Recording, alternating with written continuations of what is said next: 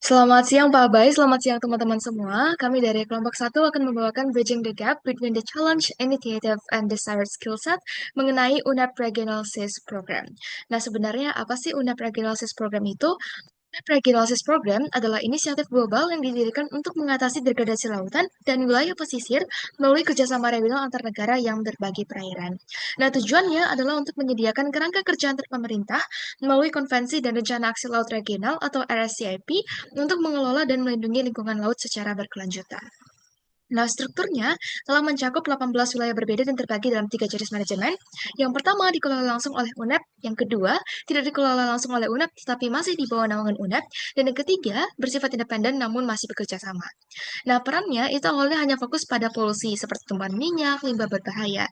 Nah, tapi sekarang sudah berkembang menjadi pendekatan berbasis ekosistem atau EBM yang lebih luas dan juga merespon triple planetary crisis yaitu perubahan iklim, hilangnya keanekaragaman hayati, dan polusi sesuai dengan resolusi sidang UNEA. Nah, keterkaitan globalnya adalah bertindak sebagai platform implementasi regional untuk agenda global utama seperti SDGs, terutama SDG 14, kemudian GBF, dan perjanjian baru seperti BBNJ dan perjanjian Paris. Nah, untuk ke inisiatifnya itu ada 6. Yang pertama adalah bidang Ocean Governance, yakni memperkuat kerangka hukum dan kelembagaan regional dengan mengintegrasikan ilmu pengetahuan, kebijakan, kemitraan, gender, dan peran pemuda untuk tata kelola yang koheren. Contohnya, Konvensi Barcelona yakni untuk berfokus pada pengurangan polusi dan Konvensi Nairobi itu berfokus pada perencanaan tata ruang laut. Nah, untuk penerapan implementasinya lagi itu tergantung pada konvensi dan wilayah regionalnya pada permasalahan atau butuh urgensi tingkatannya. Nah, yang kedua adalah marine dan land-based pollution, yakni menangani polusi dari darat dan laut termasuk polusi plastik dan melalui protokol regional. Contoh implementasinya adalah protokol polusi darat di Mediterania, yakni berfokus pada limbah industri dan perkotaan, sedangkan protokol tumbuhan minyak di Karibia itu berfokus pada pencegahan dan penanganan polusi laut. Nah, kemudian climate change itu membangun ketahanan iklim melalui strategi adaptasi berbasis ekosistem. Contohnya adalah kerangka adaptasi perubahan iklim di Mediterania yang berfokus pada mengatasi kenaikan permukaan laut, sedangkan di Konvensi Nairobi itu berfokus pada pengelolaan adaptif di Samudra Hindia Barat untuk mengatasi kejadian cuaca ekstrem dan erosi pantai. Nah, kemudian poin yang keempat adalah biodiversity dan ekosistem, yakni konservasi keanekaragaman hayati laut dan restorasi habitat krisis. Contohnya adalah penerapan Marine Protected Area dan penerapan pendekatan pengelolaan berbasis ekosistem. Yang kelima adalah strengthening ocean management dan capacity building, yakni adalah peningkatan manajemen kelautan serta peningkatan kapasitas melalui peningkatan keterampilan dan sumber daya yang diperlukan pada negara-negara anggota. Contohnya adalah pelatihan dalam perencanaan tata ruang laut, pemantauan polusi, konservasi biodiversitas, dan berbagi ilmu melalui webinar dan laporan. Dan yang terakhir adalah sustainable blue economy, yakni mendorong ekonomi laut berkelanjutan dengan menyeimbangkan pertumbuhan ekonomi dan konservasi laut. Contohnya adalah strategi ekonomi kelautan berkelanjutan di Karibia dan platform ekonomi biru di Mediterania. Baik, kemudian masuk ke dalam tantangan yang dihadapi. Jadi tantangan yang dihadapi oleh UNEP secara garis besar itu ada dua, yaitu yang pertama adalah polusi laut dan daratan, dan yang kedua adalah climate change. Nah, pada permasalahan polusi laut dan daratan, yaitu terjadi adanya polutan yang dapat mengkontaminasi daerah pesisir, membahayakan kehidupan lautan, dan juga dapat mengancam pendapatan mata pencaharian masyarakat di daerah pesisir. Nah, adanya peningkatan polutan di lautan ini juga dapat berpengaruh besar terhadap biodiversitas yang ada di lautan. Contoh dari polusi laut dan daratan diantaranya adalah sampah plastik, kemudian ada limpasan atau runoff dari kegiatan agrikultur, kemudian ada limbah industri, dan yang terakhir ada sampah laut dan juga adanya tumpahan minyak.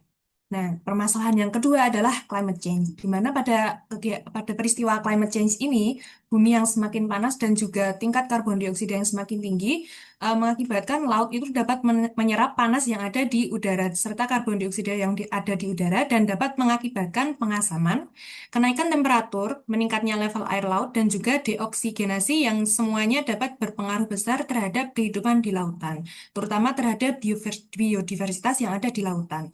Nah, pada contohnya itu misalnya pada kenaikan air laut itu dapat menyebabkan populasi pesisir yang terganggu. Kemudian adanya peningkatan suhu air laut itu juga dapat mengganggu migrasi hewan yang ada di sekitar pesisir dan lautan. Next. Nah, kemudian bagaimana metode penyelesaian yang dilakukan oleh UNEP untuk menyelesaikan permasalahan mengenai polusi laut dan daratan dan juga climate change?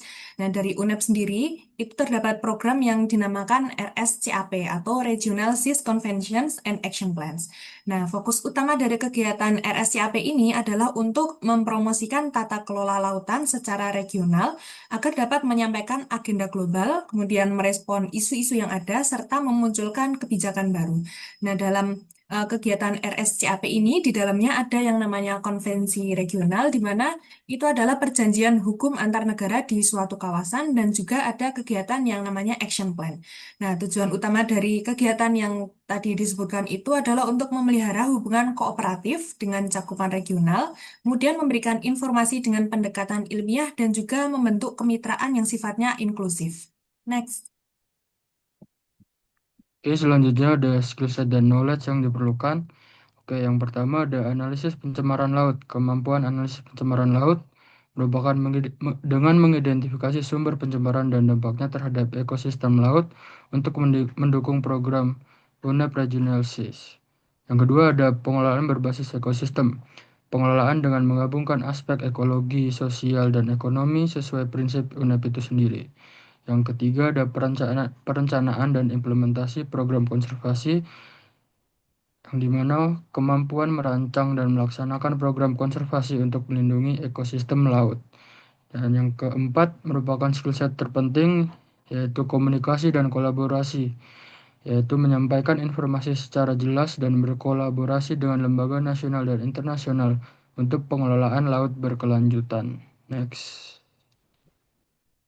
Nah, untuk conclusionnya sendiri ada program UNED Regional Sea menekankan pentingnya pengelolaan laut secara terintegrasi dan berbasis ekosistem, didukung oleh kolaborasi internasional untuk menghadapi tantangan lingkungan.